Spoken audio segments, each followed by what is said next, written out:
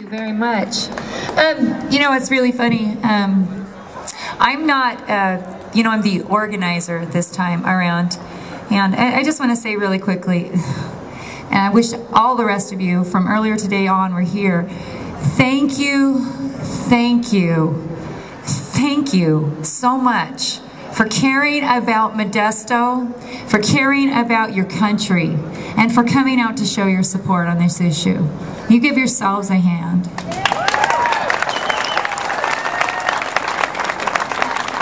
Now, back to the organizational title. I am about the least organized person in the world. I'm selectively organized. I suffer from ADHD here, there, and everywhere. Ask my family. But I had a burning desire in my heart. I saw what was happening in the news, and I was very concerned for the American way of life that we have all been so blessed to be able to enjoy. I was just talking with the gentleman behind me. He spoke, and I'm trying to remember his name, from Romania, and he's come to this country and with a dream. And you know, that's what our country is about. That's what America's always been about. We're taking a big hit in the public eye right now. You know, there are people that say we ought to be ashamed of ourselves, and you know, there are people that say, do you believe that? Do you believe that Americans ought to be ashamed of ourselves? You know, I love America. I'm not ashamed of America. I'm proud to call this country my home. And there are still people from every part of the world who want to come to America to be Americans. And we need to remember that. So, you know, I don't have any notes or anything, and they told me I had to come up here and talk. But I will say a little something. You know, I'm a mother of 7 children. My husband has 7 children. We have 7 children together. We own a little business in town, and we're all very busy. And you know what? But I knew I could do something, and I didn't know how big this was going to be.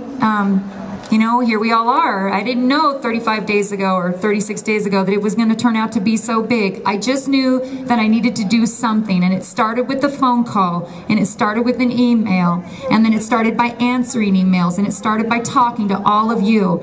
And what I want to encourage each one of you is, you know, the next question is, what comes next? What are we going to do now? That's up to you. It's up to each one of you. Make a phone call. If you've been involved in politics and you feel you've done your time, help those of us who are coming up in the ranks to know, to get educated, to get informed. We need to get educated. We need to get signed up to committees. You know, pick one. There's plenty of stuff to do out there. Pick something. But do what you can. Tell your friends. Tell your family. Tell your co-workers. I mean, if you work in a place, you know, I keep hearing over and over, oh, well, we're not supposed to talk about politics and religion in the workplace. Well, I mean, if you work in a place that they tell you you can't do that unless you're going to lose your job, well, you know, follow those rules. You know, that's reasonable to do. We're responsible Americans here.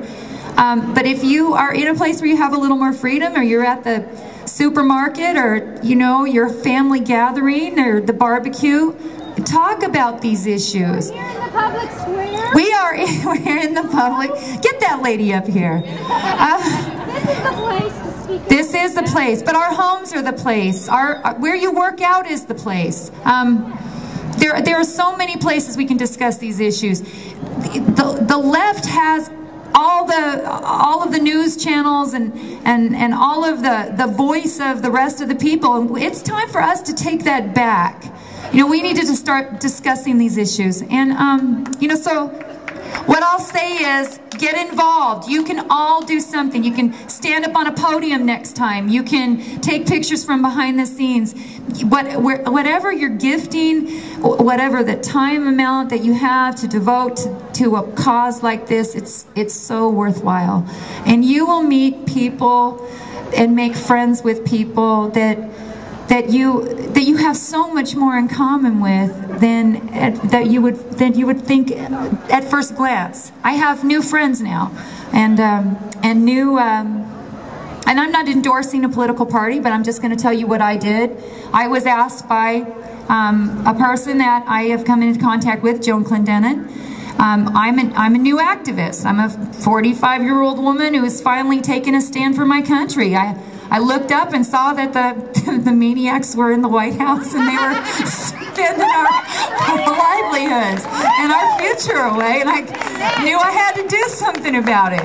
And you know, my new friend, Joan Clendenin, she asked me for a commitment, and I have given her one. And that's the first thing I've done from this point on. And each one of you can make your own commitment to make our community and our state and our country a better place. And I hope you'll do that. Can I go now? Thank you all so very much.